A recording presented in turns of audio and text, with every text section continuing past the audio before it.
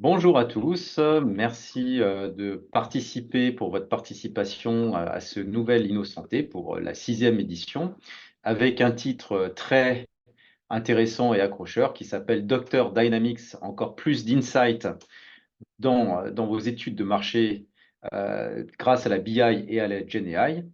Nous allons d'ailleurs voir aujourd'hui deux sujets différents, mais qui sont tous liés en fait aux transformations en cours de notre monde, hein. On voit bien que notre monde est complètement en train de changer, que les besoins sont tous en train de changer, que les technologies sont tous en train de changer. Et donc aujourd'hui, c'est un InnoSanté spécifique sur cette transformation. La première transformation, c'est justement cette transformation du marché. Et donc aujourd'hui, c'est comment fait-on pour évaluer ces transformations des besoins, cette transformation du marché. Et donc nous aurons une première présentation donc avec Adélaïde Vinet et Guy Winston-Smith qui nous vont nous présenter donc une nouvelle offre qui s'appelle Dr Dynamics sur la partie Primary Research et une deuxième présentation sur une nouvelle offre que nous lançons également sur la partie Business Intelligence, puisque grâce à la GenAI notamment, on va pouvoir complètement changer ce modèle de Business Intelligence et évidemment en profiter pour pouvoir en tirer des insights venant de la partie Primary Research. Donc, je vais déjà partager mon écran. Voilà, voilà. Donc, vous voyez évidemment ici nos trois présentateurs. Et nous allons donc démarrer avec Adélaïde Vinet et Guy Weston-Smith qui vont nous présenter Dr Dynamics. On va peut-être commencer justement par une rapide présentation et puis Adélaïde et je vois Guy sont prêts pour cette présentation. À vous. Merci Didier, donc merci, bonjour à tout le monde. Donc très rapidement, la prochaine diapo, je pense on peut passer ça, Didier, merci, pour se présenter. Donc très rapidement, moi je suis, comme vous entendez sans doute dans l'accent et sinon dans le, le nom de famille, d'origine britannique, donc on va dire un cursus un peu bilingue, biculturel aussi, et qui a passé beaucoup de temps dans les études qualitatives, notamment dans les grands groupes, mais aussi beaucoup depuis, on va dire, un peu plus de 14 ans dans l'innovation en général et notamment des études sur la santé, comme par exemple une étude sur le gaz médical, le rôle de l'étiquetage ou d'identifier des aspects positifs du traitement de l'addiction. Donc, je passe la parole ensuite à Adélaïde, qui va aussi parler de plusieurs études de cas qui vont vous illustrer et montrer un peu comment ces approches-là peuvent alimenter des réflexions sur des défis dans le système de santé. Bonjour à tous, ravie d'être avec vous. Donc Adélaïde, moi je suis anthropologue. Pour ceux qui ne connaissent pas ce métier-là, moi je fais de l'anthropologie appliquée. Donc je suis spécialiste de tout ce qui est comprendre les comportements, changer les comportements et explorer aussi les comportements de demain. On travaille sur des sujets très divers et variés. On a beaucoup d'expérience sur tout ce qui est santé. Je vais vous donner quelques exemples pour vous expliquer un petit peu comment on travaille.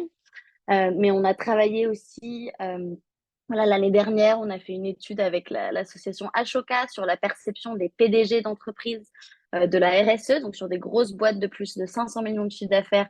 Comment est-ce qu'ils perçoivent ces nouveaux changements? Un rapport qui est public si le sujet vous intéresse. On a travaillé avec les agriculteurs sur leur rapport à l'eau. On a travaillé avec la BBC sur comment les gens prennent des décisions en ligne, avec Google sur les sujets de l'attention. Donc, comme vous voyez, c'est très, très vaste. Et je vais vous donner quelques exemples pour vous expliquer un peu notre approche, comment est-ce qu'on va mêler anthropologie, psychologie, terrain, théorie, pour arriver à des insights hyper actionnables et hyper tangibles. Donc, je commence en premier avec notre approche, notre modèle. Donc, la boîte que j'ai cofondée s'appelle AP au carré parce qu'on met ensemble anthropologie et psychologie. On n'est pas allé très loin sur le nom. Anthropologie, parce que c'est des pratiques terrain, donc on va aller confronter nos intuitions, nos questions au réel et psychologie pour venir apporter tous les savoirs existants sur la psychologie humaine à notre analyse et aussi sur la partie changement de comportement. Donc ça mêle aussi le côté anthropologie, sociologie, groupes sociaux, tous les savoirs sur les humains dans les groupes dans lesquels ils existent. Et la partie psychologique est plutôt sur la psychologie individuelle, les biais de comportement qui va venir nous nourrir. Donc, je vous donne un premier exemple pour expliquer concrètement comment ça marche et le type de projet sur lequel on travaille. Le premier exemple que je veux vous partager est sur le don de sang. Donc, problématique comportementale.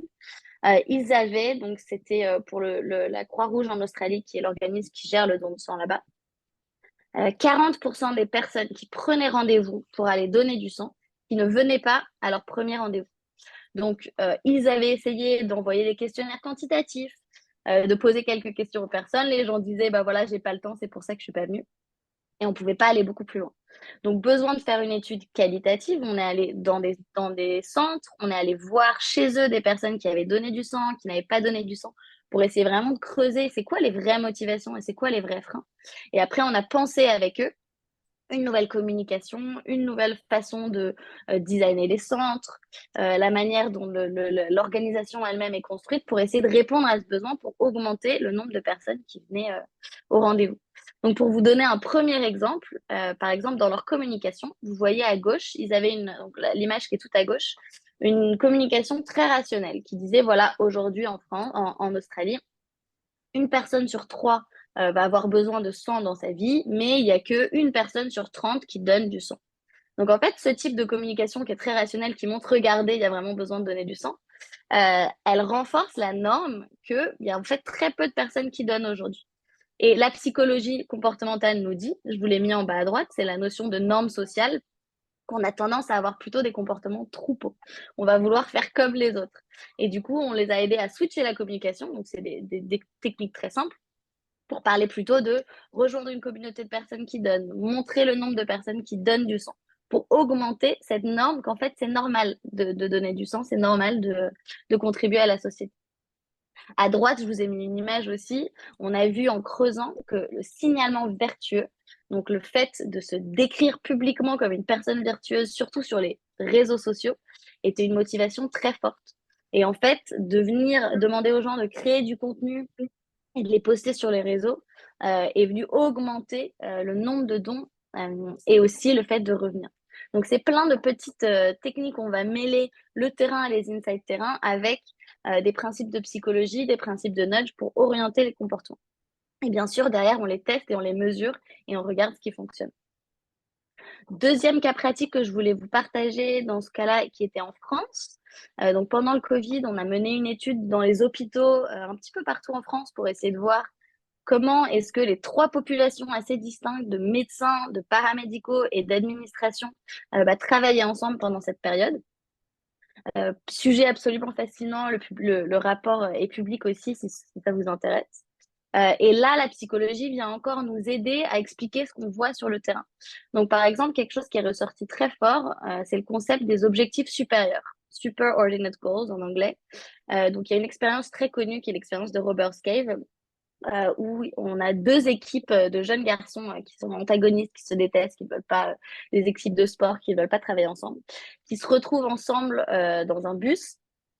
Et il y a un problème avec le bus et il faut ensemble trouver une solution pour repartir sur le chemin de la compétition. Et en fait, ces expériences nous disent que quand il y a un objectif commun supérieur qui nécessite la coopération de deux groupes qui jusqu'à maintenant étaient antagonistes, ça va créer du lien, ça va permettre d'obtenir un résultat final commun. Et c'est vraiment ce qui s'est passé au sein des hôpitaux. Pendant le Covid, ces trois populations qui avaient des univers très distincts, où il y avait beaucoup de relations politiques, beaucoup de complexité, autour de cet objectif, il y a eu de la collaboration. Quelque chose qui d'ailleurs a un petit peu disparu après la crise, mais c'était absolument passionnant à observer. Voilà, Donc, alors prochain, justement, ouais, Adélaïde, allez-y. déjà pour toutes les personnes qui nous ont rejoints, donc si vous avez des questions, vous pouvez poser les questions dans l'onglet qui s'appelle Q&R. Évidemment, on traitera les questions à la fin de cette présentation, mais je trouve cet exemple justement particulièrement intéressant, puisque sur les aspects anthropologiques, sociétaux, on voit que justement les changements peuvent être liés à des environnements, et l'environnement Covid, on le sait bien, a permis quand même énormément de changements. Mais là, ce que tu dis, c'est que finalement, les structures qui étaient presque à l'opposé, tout d'un coup, sont obligées, ou en tout cas se réunissent en fait autour de nouveaux objectifs. Et que ces transformations, finalement, elles sont pas que à observer finalement une population, elles sont vraiment dans ces dynamiques finalement de changement de culture et de partenariat. Et nous, évidemment, au sein de Digital Pharma Lab, on adore les partenariats. Voilà.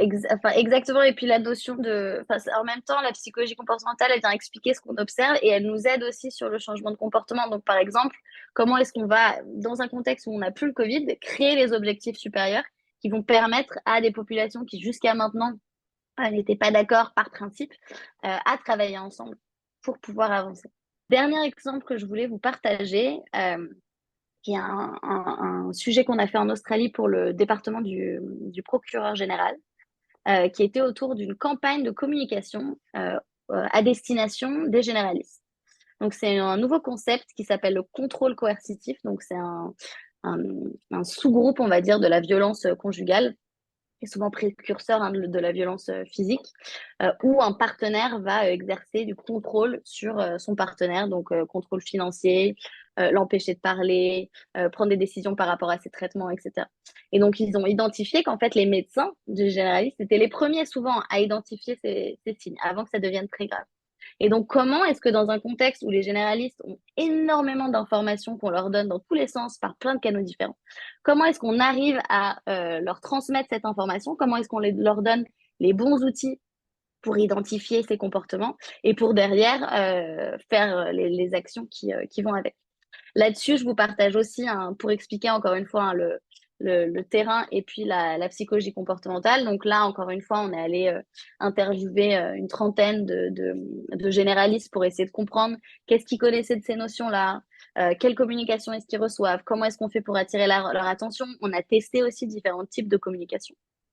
Et donc, ce que vous avez sous les yeux, c'est ce que le département du procureur général a sorti après notre intervention.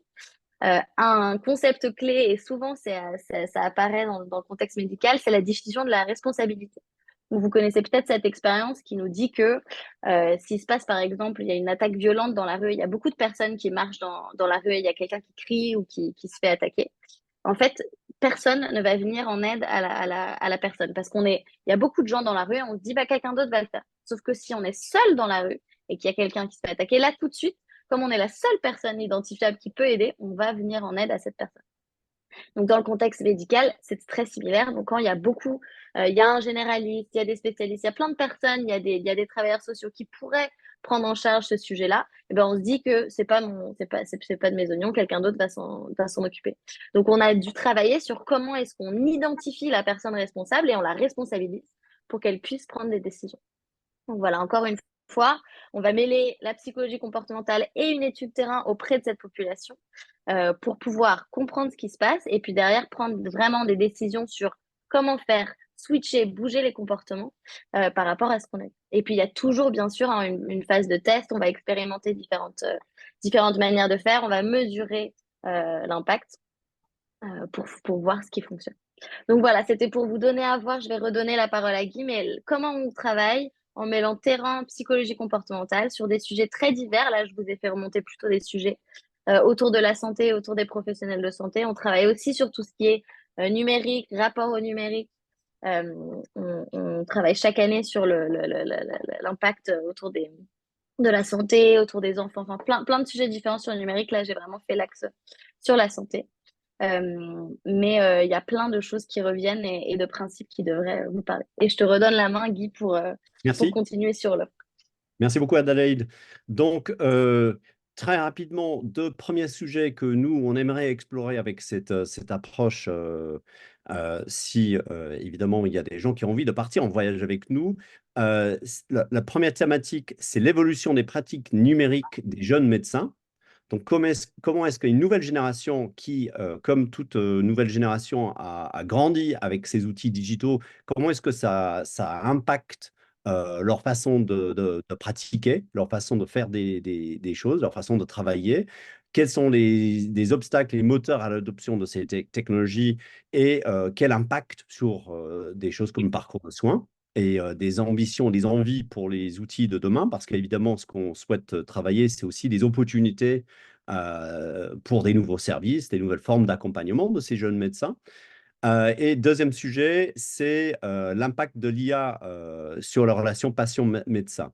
Donc, et on pourrait aussi élargir ça parce que l'IA, ça fait partie un des outils que les patients utilisent pour solliciter des informations, mais évidemment, c'est la plus fringante, la plus nouvelle. Mais de dire en quoi est-ce que tout ça, ça impacte la relation entre patients et soignants et quelle différence versus d'autres outils numériques, les apports concrets et les préoccupations éthiques associées, évidemment, il y en a plein, et évidemment des frustrations ou ambitions. Donc voilà deux thématiques où il y a de la mutation qu'on voit apportée par la technologie. Donc ça nous paraît intéressant de voir ça, évidemment, avec nos amis de chez Digital Pharma Lab. Et comment est-ce qu'on pourrait faire ça? C'est la prochaine diapo. C'est une illustration de comment la méthodologie pourrait se dérouler. Nous, on est extrêmement partant pour des approches où c'est pas du top-down, c'est la co-construction avec les souscripteurs. Donc, ce qu'on imagine, c'est d'avoir plusieurs clients, plusieurs souscripteurs et de travailler avec eux pour identifier leurs enjeux collectivement et individuellement. Et ensuite, il y aura une exploration qualitative avec peut-être 12 entretiens, observations avec des jeunes médecins pour vraiment sonder et comprendre et aller dans le fond de le contexte de vie, leurs pratiques et leurs attitudes envers la technologie numérique. Euh, et ensuite, cette partie qualitative nous permettrait de travailler sur un échantillon plus large, environ une centaine de jeunes médecins, pour voir à quel point ce qu'on a observé en profondeur se trouve dans une population plus générale. Et au quatrième point, ce qu'on imagine, et Adelaide ne l'a pas évoqué directement, mais c'est quelque chose qu'on utilise beaucoup dans des travaux sur les opportunités de demain, c'est des design fiction. Donc, c'est de travailler sur des scénarios qui nous aident à imaginer des nouveaux usages qui sont inspirés des usages actuels et met en lumière des opportunités, des angles morts. Et évidemment, la dernière partie, c'est de dire, mais qu'est-ce qu'on peut vous livrer? On imagine pas mal de choses, des scénarios prospectifs, des archétypes d'usage, et puis des ateliers, des façons, encore une fois, de co-construire tout ça avec les souscripteurs. Voilà. Je rajoute juste un point sur la partie prospectif. J'ai pas donné d'exemple, mais pourquoi mettre de l'anthropologie dans tout ça? Souvent, quand on se projette dans le futur, on imagine des évolutions de technologies, on imagine l'écran de Minority Report, on imagine les voitures volantes, mais on a beaucoup de mal à imaginer les changements d'usage. Donc, comment est-ce que la technologie va impacter notre relation les uns aux autres, les comportements, la culture, etc. Et c'est ce qu'on vient apporter, c'est d'essayer d'explorer comment est-ce que les usages, la culture, l'interrelationnel pourrait potentiellement évoluer et comment prendre ça en compte dans notre planification stratégique. Voilà pour le petit lien entre les deux.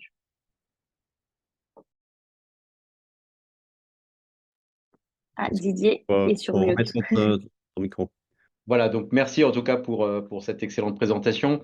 Pour résumer, hein, pour ceux qui sont arrivés en retard ou qui ont pas, moi j'ai noté un certain nombre de points, dont les objectifs supérieurs, hein, donc qui font que tout d'un coup, il y a une situation, il y a des changements de groupe, des partenariats qui existent, les biais d'ancrage qu'on connaît bien, mais qui sont pas toujours évidents à identifier et en particulier à contourner, ou ces responsabilités de situation, ou dans certaines situations données, bah, des personnes tout d'un coup se découvrent une responsabilité. On est justement dans cette logique de transformation complète des comportements, on va dire même des métiers, D'une certaine manière, l'intelligence artificielle est là pour se dire, bah, tout d'un coup, qu'est-ce qui va rester, comment ça va m'impacter et donc, si on reprend finalement Doctor Dynamics, c'est un peu tout ça à la fois. C'est à un moment où à la fois les métiers changent, les communautés changent, l'environnement change et va continuer. Et pour le coup, on a quelques questions qui ont été posées. Et la première qui va exactement dans ce sens, de Marine Tortel, qui est-ce que vous vous reconnaissez dans la notion de nudge? Alors j'imagine que Oui. étant parfaitement anglophone, c'est exactement ce que c'est que nudge. Adélaïde, Oui, manifestement. je suis. Bon, on a fait la même université avec Guy. Moi, un nudge, c'est la traduction d'un nudge, donc c'est un petit coup de pouce. Donc c'est une technique pour faire bouger les comportements. Pour ne pas dire manipulation, on dit souvent architecture du choix, comment orienter les choix. Oui, totalement. Après, le concept de nudge, et c'est ce type de principe qu'on vient apporter dans nos réflexions. Après, c'est pour ça aussi qu'on fait du terrain. Il faut faire attention à pas essayer de mettre des nudges partout. Il y a certains contextes dans lesquels ça fonctionne, d'autres dans lesquels ça fonctionne pas. C'est des études qui ont été faites surtout avec des populations blanches, américaines, de jeunes étudiants. Donc, dans certains contextes culturels, en fait, ça a l'effet inverse. Donc, il faut toujours faire du terrain pour s'assurer que ça va bien fonctionner, pour le tester. Euh, et puis, essayer de faire quelque chose de cohérent. Parfois, on met 15 nudges partout, on crée un Frankenstein des nudges, mais on n'a pas de cohérence dans la manière dont on a pensé notre changement de comportement. Donc oui, nous, ce qu'on fait, c'est identifier le comportement qu'on veut changer, identifier les choses à mettre en place pour le faire et derrière le tester. Et tous les principes de nudge viennent nous nourrir. Donc totalement. Voilà, et pour moi d'ailleurs, la notion de nudge, c'est un peu l'effet papillon, l'effet chaotique, c'est-à-dire finalement quelques petits effets comme ça, tout d'un coup, vont produire des grands effets, des effets systémiques. Et d'ailleurs, aujourd'hui, on s'aperçoit que bah, il y a un changement complet du système et que il y a besoin justement de comprendre ces aspects systémiques. Alors une deuxième question de Bertrand Spiltoren. Dans le cadre de ces études, est-ce que de multiples sources de données sont exportées et centralisées pour traitement? Alors, c'est une question un peu technique, mais en même temps, Alors ça, je pense qu'on va y toucher un petit peu dans la deuxième partie. Oui, alors on a parlé de qualitatif et de quantitatif. On pense qu'il y a plein de choses à imaginer, notamment avec avec des large language models et les nouvelles technologies d'intelligence artificielle qui vont permettre d'être encore plus efficaces là-dessus. Euh, Selon les projets, on centralise toutes les informations et on va derrière pouvoir faire des recherches, des requêtes pour identifier, par exemple, 6 mois plus tard, il y a quelque chose qui avait été mentionné mais qui n'avait pas été intégré dans l'étude. Oui, après, on essaye un maximum d'identifier les sources différentes, que ce soit en qualitatif, donc des patients, des médecins. Par exemple, on va aussi aller voir leur historique, leur manière de se comporter en ligne. On peut utiliser aussi ce type de données. Donc, on va trianguler dans la méthodologie et aussi dans la partie synthèse. Il y a plein de manières différentes de le faire, voilà, via des outils ou à la main. Euh, mais oui, oui, totalement. Et je pense que je laisserai Lilian en parler davantage tout à l'heure. Mais c'est c'est ce vers quoi on tend selon, bien sûr, les sujets. Et bien, et bien sûr, il y a toujours en tête le fait de bien anonymiser voilà. les informations pour ne pas mettre en péril l'anonymat et la, la promesse qu'on fait à la personne qu'on interviewe, hein, qui c'est que ces données ne seront absolument pas partagées, surtout quand on est sur des données médicales. Il ne faut absolument pas qu'une personne puisse identifier via nos synthèses de qui on parle. Voilà. Alors, pour le coup, merci Adélaïde, merci Guy, j'ai lancé normalement un petit sondage avec deux questions. Donc, est-ce que vous êtes intéressé par Dr. Dynamics? Donc, Dr. Dynamics, vous l'avez compris, c'est une équipe très expérimentée, donc qui a l'habitude de faire ces études de marché, mais comportementaux, systémiques, où justement on va regarder particulièrement ces dynamiques de changement, de transformation, de changement de responsabilité. Et donc, ça, c'est vraiment, on sait très bien qu'on est dans un contexte de profonde transformation.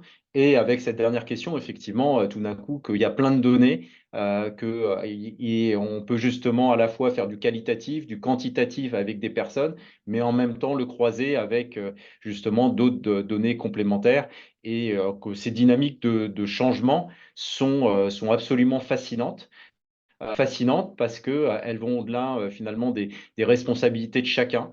Le contexte fait que tout d'un coup, il y a une remise en question et tout ce qu'on voit en ce moment va avoir clairement à la fois des impacts, mais évidemment, nous, on pense que le monde se transforme de manière positive et crée en particulier énormément d'opportunités pour ceux qui comprennent ces dynamiques de changement.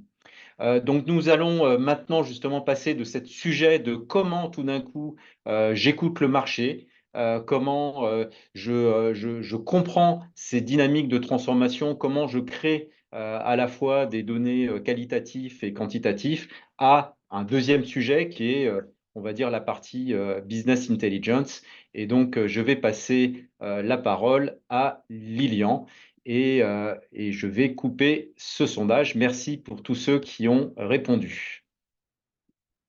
Merci, merci Didier.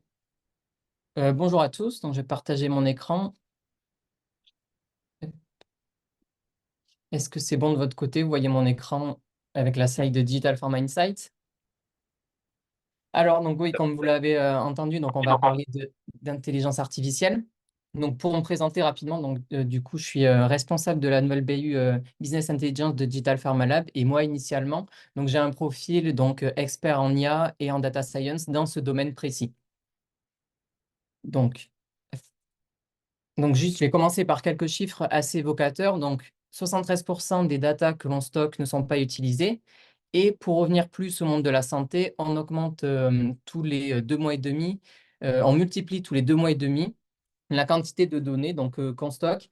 Ce qui est assez drôle, c'est qu'en fait, on sait tous que la data, c'est le nouvel or noir euh, de notre société.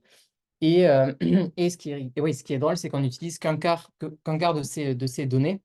Et on va voir justement comment, avec la business intelligence et notamment la business intelligence boostée avec de la generative AI, on va pouvoir attaquer la partie immergée de l'iceberg de cette data qui n'est pas utilisée parce qu'elle n'est pas bien stockée, parce elle n'est pas de bonne qualité ou tout simplement parce qu'on n'a pas encore les outils pour analyser toutes les données possibles, notamment les données textuelles.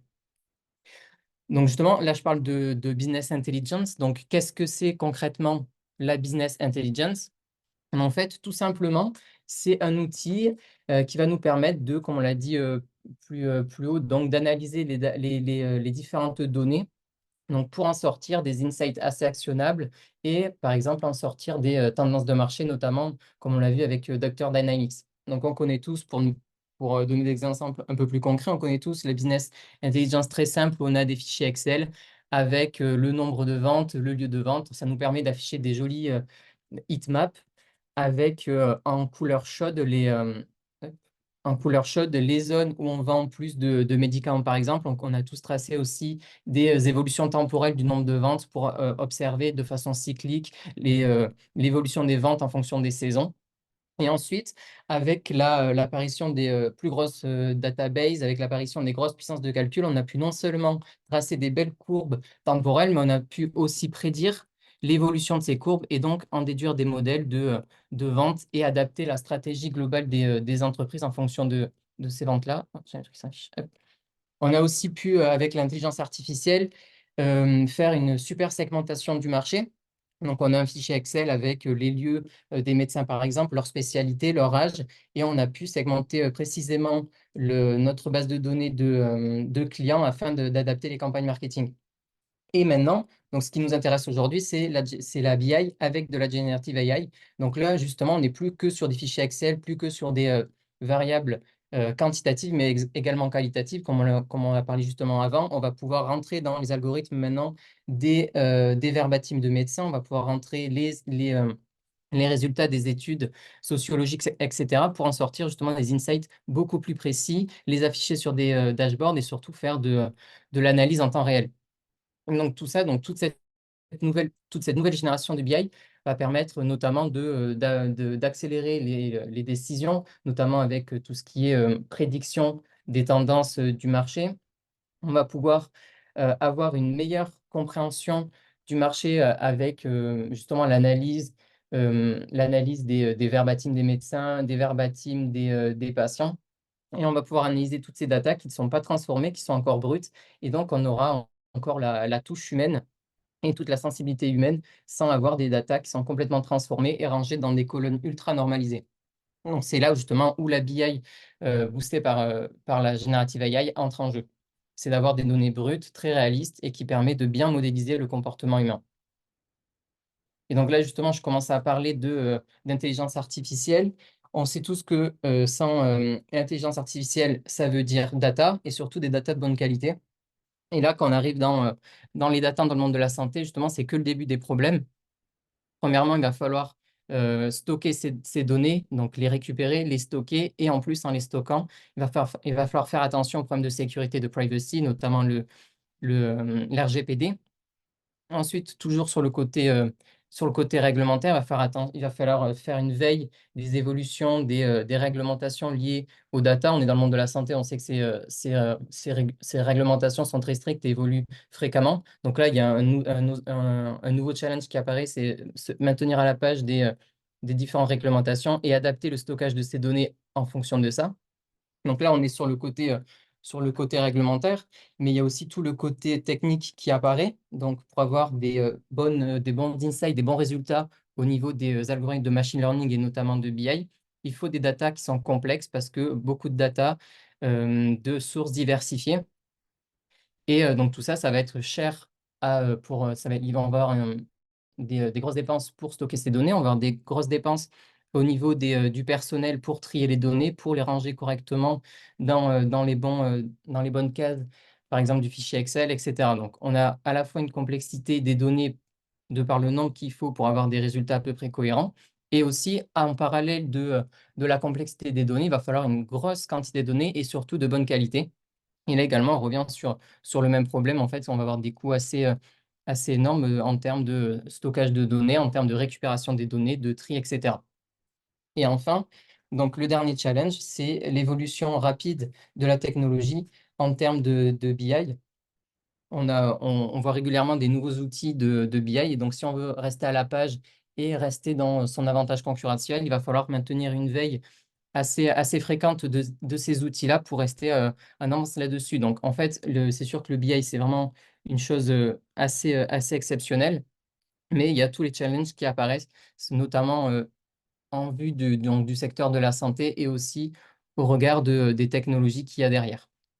Et donc, justement, pour adresser tous ces challenges-là, on a une super opportunité qui a apparu et donc qui est la Generative AI. Donc, la Generative AI et notamment au travers des LLM. En fait, les LLM sont des algorithmes qui permettent de mettre tous les types de data à l'intérieur. Donc, c'est aujourd'hui, vous avez sur votre ordinateur des mails, vous avez des comptes rendus de réunion, vous avez des fichiers Excel avec justement je sais pas, les noms de clients, de médecins, etc. On va pouvoir stocker, on va pouvoir mettre tout ça dans l'algorithme, donc vos mails, vos rapports de vos collègues, etc., pour en sortir des insights ultra actionnables et surtout très pertinents et très personnalisés. Donc, qu'est-ce qu'on va pouvoir faire par rapport à ça? On va pouvoir, comme je disais, bien modéliser le comportement humain, on va pouvoir faire des analyses de marché, on va pouvoir faire des prédictions de maladies futures. On va pouvoir donc segmenter le marché pour faire une analyse précise et adapter de façon personnalisée les campagnes marketing en fonction du marché qu'on veut attaquer, etc. Donc, pour poursuivre là-dessus, en fait, une fois qu'on a mis dans la moulinette tous ces différents documents qu'avant, justement, on repense aux 73% de data qui ne sont pas utilisés, maintenant qu'on a mis tous ces documents inutilisés, donc que ce soit les mails, les rapports, les verbatims de médecins ou de patients, on peut améliorer la prise de décision, que ce soit par exemple donc, en faisant une prévision des ventes, en anticipant les différents types de marchés. Donc, vu qu'on a bien segmenté nos clients et nos marchés, on va pouvoir suivre de façon temporelle l'évolution de ce marché et adapter en fonction la stratégie et les campagnes marketing. Et en parallèle de ça, il y a tout ce qui est donc traitement en temps réel de tous ces insights. Les algorithmes maintenant sont ultra rapides, on peut traiter de façon immédiate tous ces types de données. Et donc là aussi, c'est un avantage concurrentiel énorme de pouvoir mettre donc, tous ces documents dans la moulinette et les traiter de façon instantanée pour en sortir les insights qui sont hyper importants, autant T pour réagir rapidement aux évolutions du marché et prendre les décisions en corrélation. Et donc tout ça, c'est donc comme je disais, c'est super joli, mais ça ne serait pas grand-chose si on ne pouvait pas le visualiser, le matérialiser de façon concrète et automatique. Et là, c'est aussi ce qu'on propose. C'est en fait, l'idée, c'est fini d'avoir des mails toutes les semaines avec une actualisation des insights qui nous intéressent. L'idée maintenant, c'est d'avoir un dashboard, donc un tableau de bord ultra dynamique, très personnalisé, où la personne va pouvoir les piocher et tenter les informations qu'elle veut et surtout quand il veut. Voilà, donc. Et après, en dernier lieu, donc l'opportunité énorme qu'offre la BI avec de la generative AI, c'est le côté patient et customer engagement. C'est-à-dire que en fait, avec ces nouveaux outils qui prennent en compte notamment les verbatims des médecins et les verbatims des patients, on va pouvoir faire une personnalisation complète du marché, notamment affiner les personas quand on parle de campagne marketing. On va pouvoir avoir un persona vraiment très réel parce que les datas qui sont dans les verbatims ne seront pas transformées. On va avoir une vision vraiment claire des différents segments de notre marché. Et donc, on va pouvoir utiliser ça pour personnaliser les campagnes de communication, par exemple. Et pour aller plus loin dans ce domaine-là, en fait, on va pouvoir, une fois qu'on a ces personas très précis qui sont en lien avec les verbatims qu'on a pu extraire des médecins ou des patients, on va pouvoir rentrer tout ça dans des chatbots, donc des assistants virtuels qui parlent avec la personne qui pose la question. Et en fonction du segment de la question qui est posée, par exemple, si elle est posée par un médecin, suivant sa spécialité, par un patient en fonction de sa maladie, le chatbot va pouvoir adapter sa réponse en fonction du segment de la personne et donc donner une réponse hyper personnalisée et surtout très, euh, très relevant. Bon, j'ai perdu le mot en français, euh, très pertinente, exactement. Merci Didier. Voilà. Donc voilà, donc on voit maintenant avec ce nouveau type d'algorithme, notamment les LLM qui prennent en compte à la fois donc, des données chiffrées, donc c'est les tableaux Excel que vous avez sur votre ordinateur, et également les données textuelles que vous avez qui sortent des rapports de réunion, qui sortent des mails ou qui sortent des verbatims, par exemple, sortis de Docteur Dynamics. On va pouvoir adresser justement ces 73% de data qui ne sont pas utilisés pour en sortir des insights beaucoup plus personnalisés et surtout beaucoup plus pertinents. Donc voilà, donc on arrive donc voilà, l'idée c'est pas non plus de faire de la BI et de la data parce que c'est fancy. L'idée c'est vraiment après d'en sortir des insights concrets et actionnables et les valoriser. Donc pour ça, donc nous, notre but, c'est vraiment de vous accompagner de A à Z. Donc on part bien sûr de la data, comme je l'ai dit, intelligence artificielle veut dire données. Donc bien sûr, les données vont venir des sources internes, donc des bases de données relationnelles qu'on connaît tous, que ce soit des fichiers Excel, les grosses bases de données que vous avez dans vos entreprises. On peut y ajouter dessus donc des inputs bruts et qualitatifs, notamment sortis de Docteur Dynamics. Tout ça, on va pouvoir le mettre dans des algorithmes de nouvelle génération, en sortir des insights et ensuite utiliser ces insights et ces caractéristiques pour attaquer pour faire des actions. Donc, que ce soit par exemple du côté de l'omnicanalité, faire du customer engagement, notamment on a une BU spécialisée dedans, donc, qui est OCA, ou partir par exemple sur une stratégie de santé digitale, donc de digitalisation en interne ou de partenariat avec des startups. Donc voilà, donc je vous ai parlé un peu voilà, rapidement donc des avantages de la BI boostée avec de la générative AI. Et maintenant, voilà, je vais vous donner des exemples concrets de ce qu'on peut faire avec ça.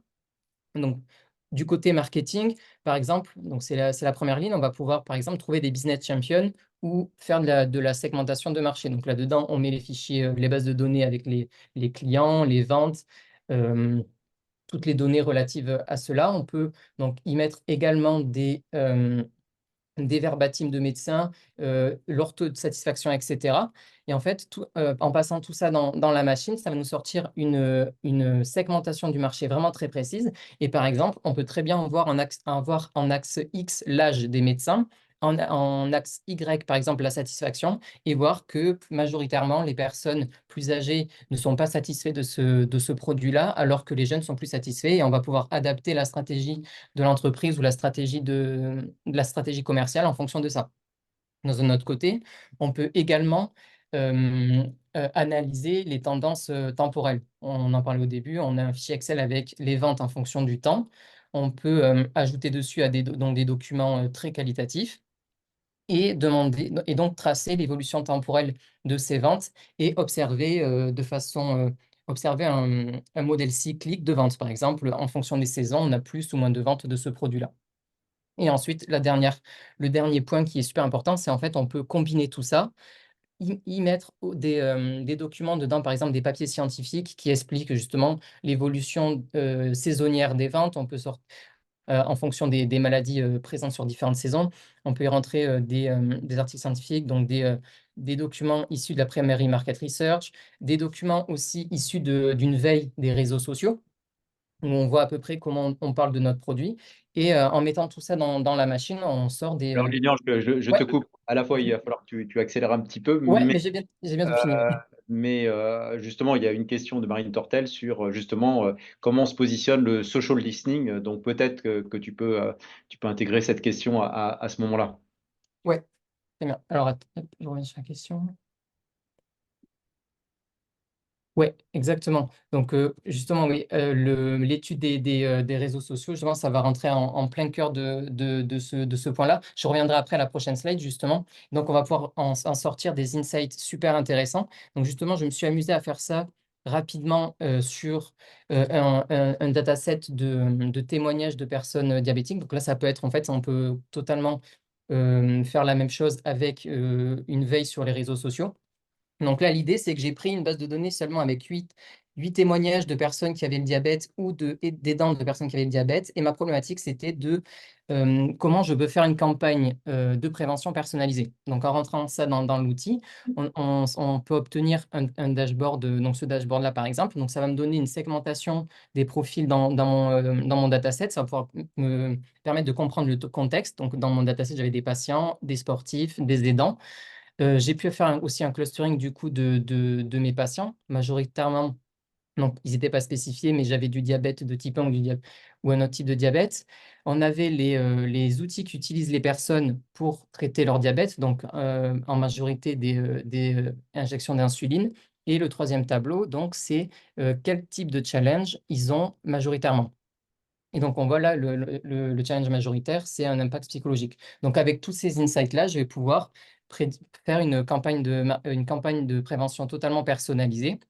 Et aussi, je pourrais aller plus loin en cherchant quel type de secteur, par exemple, les patients, les caregivers, ont quel type de challenge, enfin, ils font face à quel type de problématique et adapter la campagne en conséquence.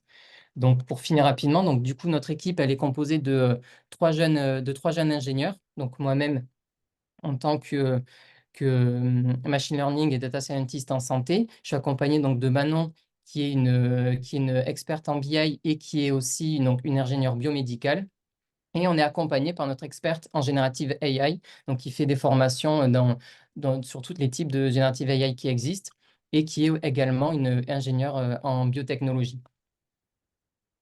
Et donc, pour conclure, donc l'idée voilà, de la BI boostée par Generative AI, c'est vraiment d'utiliser toutes les datas qu'on n'a pas pu utiliser précédemment pour en sortir des insights très personnalisés et surtout qui collent aux missions de chacun, notamment par exemple aux missions de sales et de commercial excellence, où on va pouvoir adapter les campagnes de vente, adapter les campagnes marketing, etc., en fonction de données diverses et variées pour avoir le, le- le plus bel impact possible. Voilà Didier. Voilà, Ok, merci pour bah, votre... super. Ouais, Écoute, j'espère peut-être qu'il y a des questions. alors globalement, il y a eu un certain nombre de questions. Donc justement, donc une question d'Imen Smiley qui est les CHU sont de grands producteurs et stockeurs de données. Avez-vous travaillé avec des CHU, lequel et retour d'expérience? Donc oui, donc en fait sur les CHU, donc il y a différents points. Dans la CHU, il y a les fonctions médicales et les fonctions support. C'est toujours compliqué de travailler donc, dans le médical, notamment pour le côté réglementation des données. Mais il y a pas mal de. Donc, c'est sûr, ils récupèrent pas mal de données, mais aussi, ce qui est très intéressant, c'est de travailler avec les fonctions support et notamment, donc c'est un peu en parallèle avec ce que j'ai dit sur les fonctions RH, où justement là, la BI avec de l'intelligence artificielle est très intéressante. On va pouvoir automatiser certaines tâches répétitives, notamment les questions qui reviennent souvent. Donc, on peut mettre ça en corrélation avec les questions que posent les médecins en fonction du produit des labos, les patients qui posent des questions sur un certain produit. Là, l'idée sur les CHU, c'est de mettre un chatbot qui répond aux questions fréquentes, notamment de process pour poser un arrêt maladie, des process pour avoir une augmentation, des process pour poser des congés, etc. Très bien, merci. Donc, je vais lancer un nouveau petit sondage pour justement Digital Pharma Insight. Et on est dans une phase plus question-réponse et on va dire un peu plus conclusion. Mais ce qu'on a vu, c'est qu'effectivement, on est dans une phase à la fois de transformation complète des métiers, transformation des process, également des situations à la fois de crise et avec l'arrivée de tout un tas de nouveaux outils. On a vu que grâce à Adélaïde et Guy, que justement, il y a cette notion d'ordre supérieur, d'objectif supérieur, de biais d'ancrage, du fait d'avoir justement des prises de responsabilité, des transformations. Donc, moi, j'ai envie de vous poser une question, on va dire, un peu plus personnelle, peut-être justement sur peut-être Adélaïde et Guy. Quelles sont, vous voyez justement, des transformations qui vous ont étonné ces derniers temps ou des questions sur justement ces transformations en cours? Je ne sais pas, ça peut être effectivement dans le domaine médical ou ça peut être dans d'autres domaines, mais peut-être illustrer un peu ces nouveaux types de comportements.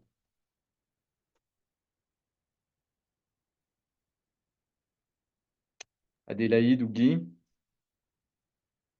Alors, je ne sais pas si ça répond à la question, mais dans d'autres domaines, je vois que le sujet de l'IA comme une transformation des outils métiers et des approches métiers, notamment sur des tâches très complexes, est vraiment un énorme sujet d'actualité. Donc, je ne sais pas à quel point ces outils, et peut-être c'est une question pour une autre conférence ou une sondage auprès de votre écosystème, de l'écosystème DPL, mais on voit qu'il y a un vrai mouvement vers la concrétisation et la mise en production de ces approches.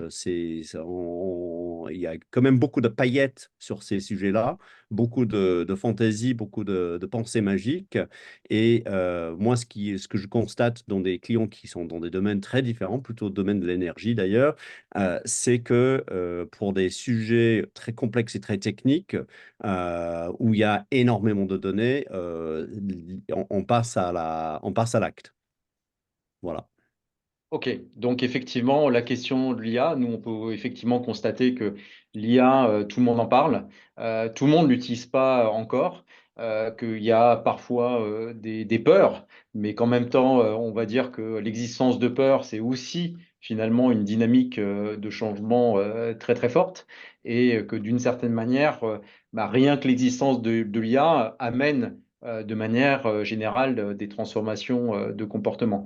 Si je pose la question maintenant à Lilian, c'est justement où tu nous as bien expliqué que finalement l'essentiel des données était autour de nous, hein, que ce soit, on reprend la partie social listening sur les réseaux sociaux, sur évidemment les études de marché comme Dr. Dynamics, et globalement, c'est quoi ce monde où finalement il y a toutes ces données, mais aussi on a l'impression d'être observé de tous les côtés et dans lequel finalement voilà, c'est quoi ce nouveau monde dans lequel on arrive? Parce qu'effectivement, il y avait la BI traditionnelle où on avait quelques données, mais là tout d'un coup, ça ouvre un champ complètement nouveau. À la fois qui est extraordinaire, mais qui peut être aussi vu comme étant un monde dans lequel tout le monde est un petit peu observé. Oui, ça c'est sûr. C'est un monde avec justement plein d'opportunités. Les data, comme on l'a vu, elles se multiplient par deux tous les 2 mois et demi. Donc, c'est sûr que c'est des data qui permettent d'avoir de plus en plus d'algorithmes précis et des modèles précis. Donc, ça, c'est sûr que ça peut faire peur. Ensuite, c'est ce type d'algorithme mélange toutes les données et en fait, ça permet d'avoir comment dire, une hétérogénéité des data assez magnifique. Dans un LLM, on va pouvoir prendre à la fois les cultures d'un certain pays, les data d'un autre pays, et en fait, ça permet d'avoir une richesse d'analyse assez exceptionnelle et qui est diluée dans toutes ces choses-là. Donc, c'est sûr que c'est quelque chose qui peut faire peur, mais c'est aussi quelque chose d'assez riche. On a des décisions qui sont prises sur la richesse justement de ce qui fait le monde et l'humain, c'est la diversité. Et Super. peut-être pour ajouter, enfin pour compléter, ce qui est important, c'est la partie donc quelles données est-ce qu'on va mettre dedans, quel type, donc de réfléchir au type de données en termes d'input, parce que si on a une qualité basse de données, et ben ce qui va en sortir sera aussi de mauvaise qualité. Donc on va vraiment chercher à identifier des données comportementales, pas juste du déclaratif, mais vraiment des comportements qu'on peut venir observer, et après venir poser les bonnes questions. Donc c'est pour ça qu'aujourd'hui encore l'humain et les outils qui sont créés sont hyper complémentaires parce qu'il faut savoir voilà, poser les bonnes questions, analyser les bonnes choses et voilà, pointer le curseur au bon endroit. Alors voilà, donc pour le coup, merci Lilian de partager évidemment ce QR code pour avoir votre retour sur notre InnoSanté. Et en parallèle, pendant que vous répondez à ce questionnaire, il y a une question très intéressante de Khalil Jaziri qui pose la question de les pharmacies sont le lieu de croisement médico-commercial. Avez-vous un retour d'expérience ou des projets en cours? Donc, effectivement, c'est un endroit dans lequel il y a des données structurées, non structurées, il y a énormément de choses qui se passent. Peut-être les uns et les autres, qu'en pensez-vous? Et je sais que Lilian va avoir une réponse très, très directe sur ce sujet. Oui, donc je peux commencer. Donc oui, en effet, donc les officines, c'est à la fois en fait c'est un terrain de jeu assez incroyable parce que du coup c'est là où il y a les ventes. On a aussi directement le retour des patients. Donc là, en tout cas, pour tout ce qui est donc de BI, la remontée d'informations est vraiment exceptionnelle et ultra concrète. Et donc, ça permet encore une fois d'avoir une vision hyper précise du marché et d'avoir une cartographie de la pluralité des acteurs assez incroyable. Et donc ça, comme le disait Adélaïde, en fait, ça permet d'avoir une richesse, une diversité des données, une diversité de sources qui permet en fait oui, de faire des super prédictions et d'avoir un insight incroyable. Adélaïde ou Guy, vous avez, qu'en pensez-vous?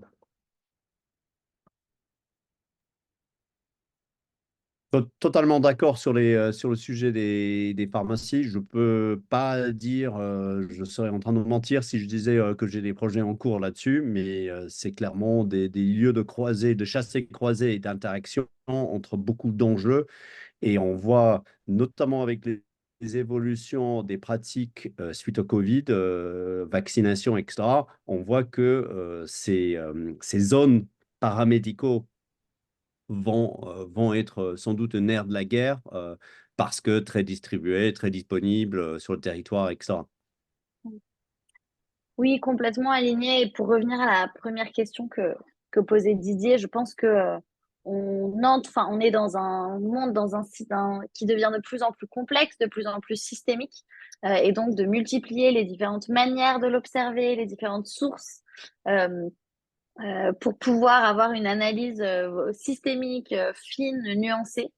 Ça devient vraiment de plus en plus important. On peut plus faire voilà, des focus group ou des petites analyses quantitatives. On a vraiment besoin de creuser, de comprendre les comportements je pense que de croiser voilà, des choses anthropo, très observation, très qualitatif et de la donnée comportementale, c'est vraiment ça qui va pouvoir être différenciant. Et j'ai hâte de voir comment ces modèles vont se fusionner et ce qu'on va pouvoir créer ensemble. Bon, bah, merci beaucoup, hein. Donc, merci Adélaïde, merci Guy, merci Lilian, hein. Donc, globalement, vous avez vu à travers cet événement InnoSanté à la fois Doctor Dynamics, hein, donc globalement des études de marché très qualitatives et en particulier focalisées sur ces transformations de comportement à la fois individuels et systémiques, avec justement des principes de transformation des comportements, des prises de responsabilité et également d'ordre supérieur tout d'un coup qui arrivent où globalement des partenariats sont créés en fonction finalement des nouveaux besoins. On voit que justement avec la partie Digital Pharma Insight, on a une source de données aujourd'hui et présente à la fois structurée, non structurée, qualitative et quantitative, et que tout d'un coup, tout ça, c'est aussi des moyens de faire partir d'analyse d'insight de ces transformations, et que de manière générale, en tout cas au sein de Digital Pharma Lab, on pense que justement, toutes ces transformations sont des choses qui sont des opportunités, qui sont des choses qui sont des améliorations.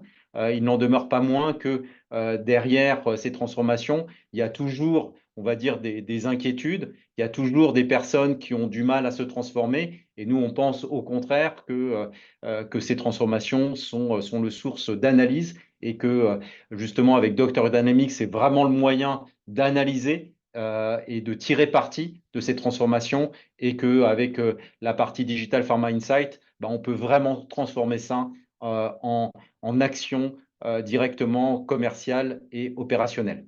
Merci à tous d'avoir été présents durant cette InnoSanté globalement très orientée sur cette transformation. Et évidemment, vous nous retrouverez tous en replay sur les réseaux sociaux. Merci à tous. Bon appétit pour ceux qui n'ont pas encore déjeuné. Et puis à très bientôt pour un nouvel InnoSanté. Au revoir.